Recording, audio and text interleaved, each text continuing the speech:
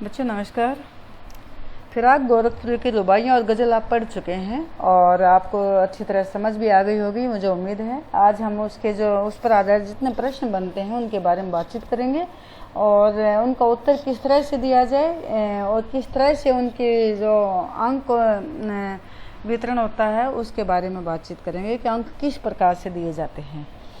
पहला प्रश्न है, शायद राखी के लच्छे को बिजली की चमक की तरह कहकर क्या भाव व्यंजित करना चाहता है। इसमें आया है ना, रुबाइयों के अंदर के जो सावन का महीना होता है उसमें जो रक्षाबंधन आता है उस दौरान रक्षाबंधन पर जो गतिविधियां होती हैं उसका वातावरण के साथ कौन सा संबंध है। तो इसमें जो सावन का महीना होता है उसमें क्योंकि वातावरण बेहद सुंदर हो जाता है, आसमान में घटाएं होती हैं, बादल होते हैं और बादलों के बीच में बिजली होती है, यानी कि हमें इनको एक दूसरे से अलग नहीं कर सकते, ये एक दूसरे के साथ गुंथी होती हैं। उसी तरह से इस मौसम में इस महीने में आने वाला रक्षाबंधन का त्यौहार भी इसी तरह से भाई और बहन के आपसी प्यार से संबंधित होता है, घनिष्ठ होता है। जो भाई होता है उसको उसकी बहन लच्छे बांधती है, राखी के लच्छे बांधती है और उसके माध्यम से अपने स्नेह को प्रदर्शित करती है। अर्थात जिस तरह से बिजली और बादल का संबंध होता है उसी तरह से यहाँ पर भाई और बहन का पवित्र संबंध भी होता है और वह जिस तरह से बिजली चमक करके बादल को प्रकाशित करती है, उस वातावरण को महका देती है, उसी तरह से जो बहन का प्यार होता है वह लच्छे के माध्यम से प्रकाशित होते हुए भाई के प्रति अपने स्नेह के बंधन को प्रकाशित करता है, स्नेह के बंधन को बढ़ाता है। यानी कि ये जो त्यौहार है और इस त्यौहार के अंदर जो राखी बांधी जाती है, जो धागे होते हैं वो भाई और बहन के बीच में प्रेम और पवित्रता के सूचक होते हैं। प्रश्न 2, दूसरे प्रश्न में ये बोलता है कि खुद का पर्दा खोलने से क्या आशा है। इसमें एक शेर आया है ना कि जो मुझे बदनाम करें काश वो इतना सोच सकें, यानी कि जिसमें शायर संबोधित करता है अपने विरोधियों को कि किस तरह से अगर तुम मेरी बुराई करते हो तो तुम्हारी बुराइयां भी सामने प्रदर्शित हो जाती हैं, तुम्हारा चेहरा भी सामने उजागर हो जाता है, अर्थात तुम्हारी छवि भी सही नहीं रह पाती है।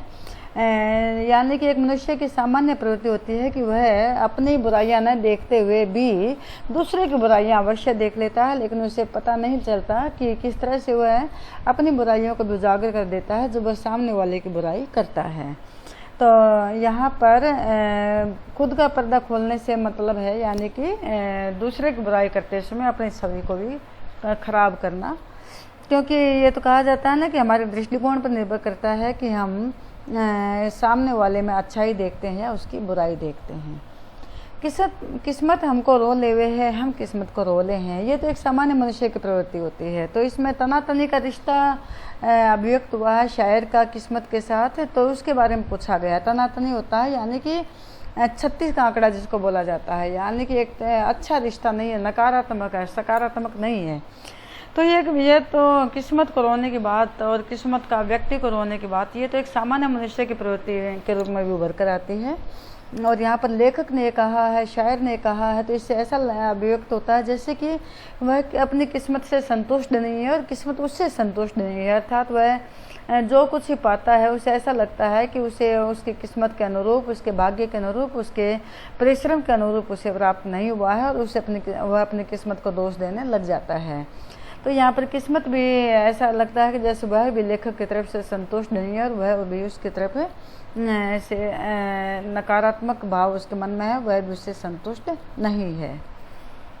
टिप्पणी करनी है यानी कि इसके बारे में व्याख्यात्मक रूप से बताना है कि इसमें लेखक ने या कवि ने क्या कहने का प्रयास किया है। इसके माध्यम से गोदी के चांद और गगन के चांद का रिश्ता, गोदी की इसमें आया ना शुरुआत में ही कि किस तरह से जो लेखक ने रुबाई के अंदर माँ और बच्चे के प्यार को दिखाने की कोशिश की है और इसमें एक चांद का भी जिक्र आया है। तो इसमें जिस तरह से माँ का अपने बच्चे के साथ एक भावनात्मक संबंध होता है, प्यारा संबंध होता है, माँ के लिए उसका जो बेटा है वह एक चांद के समान होता है, अर्थात उसके लिए प्यार का प्रतीक होता है। उसी तरह से जो आसमान में चांद है वह भी पूरे आसमान को, पूरी धरती को प्रकाशित करता हुआ सभी के लिए प्रिय बनकर के उभरता है।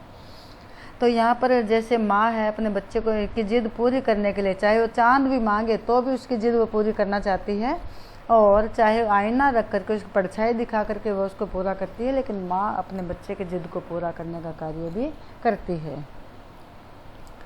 सावन की घटनाएं और रक्षाबंधन का पर्व। सावन की घटनाएं यानी कि बेहद सुंदर वातावरण और उस जहाँ पर बादल है, बिजली है और सुहाना मौसम है, उसी तरह से उसी मौसम में एक प्यारा सा पवित्रता का प्रतीक एक पर्व यानी त्यौहार रक्षाबंधन, जिसमें आसमान में सुंदर वातावरण है, अर्थात बादल हैं, बिजली हैं, घटाएं हैं, बिजली चमकती है, यानी बेहद सुंदर वातावरण हो जाता है। उसी तरह से जो भाई है उसको उसकी बहन अपने प्यार का प्रतीक राखी बांधती है और उससे भी एक स्नेह का बंधन प्रकाशित होता है।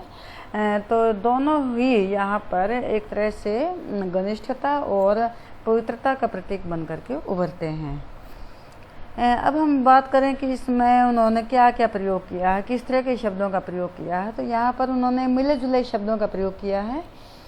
जैसे हिंदी का प्रयोग यहाँ पर दिखाई देता है, ये सब जगह हिंदी का भाषा का प्रयोग है।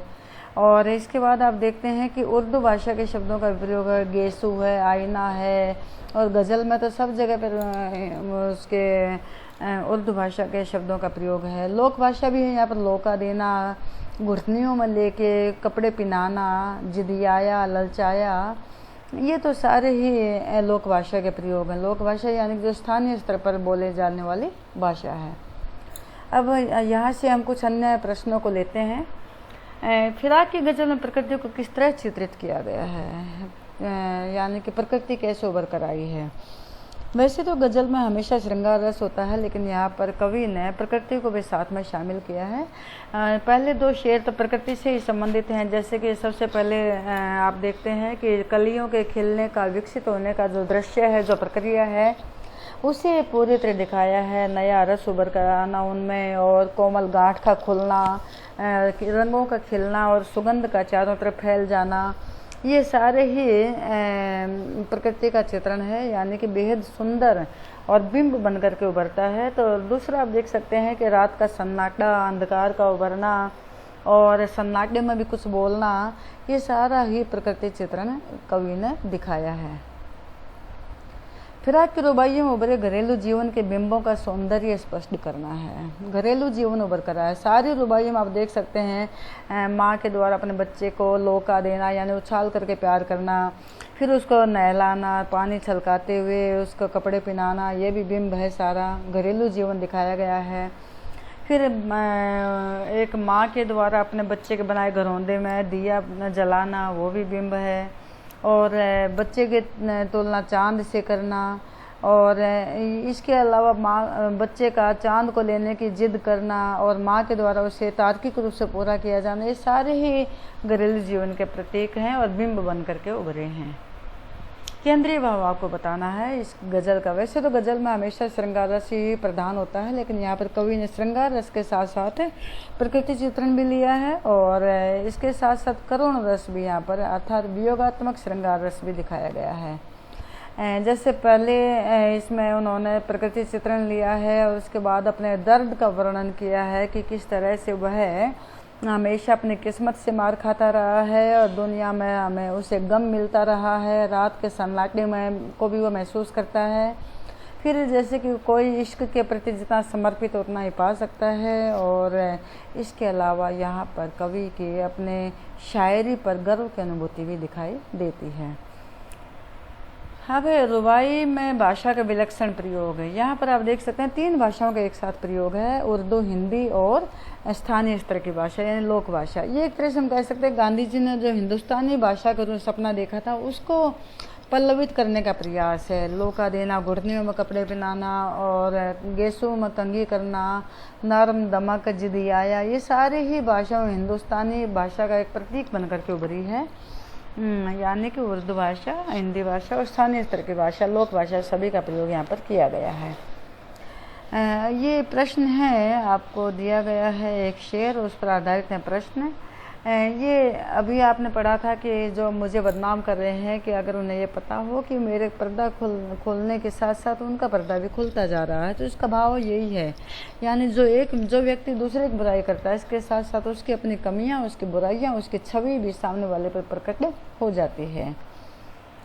भाषा की विशेषताएं हैं, गज़ल छंद है यहाँ पर, और उर्दू भाषा का तो प्रयोग है ही, साथ साथ है यहाँ पर एक सामान्य प्रवृत्ति की ओर इशारा भी किया गया है। पर्दा खोलना, यहाँ पर आप देखते हैं कि पर्दा खोलना 2 बार प्रयोग किया गया, तो पुनरुक्ति अलंकार का प्रयोग है। बहुत यहाँ पर एक चमत्कार बन गया है एक तरह से, और उसकी जो पुनरुक्ति से गज़ल का भाव सौंदर्य भी बढ़ गया है। यानी कि जो दूसरे का पर्दा खोलते हैं, उनका अपना पर्दा भी खुलता चला जाता है, अर्थात अपनी कमियां भी उजागर होती चली जाती हैं।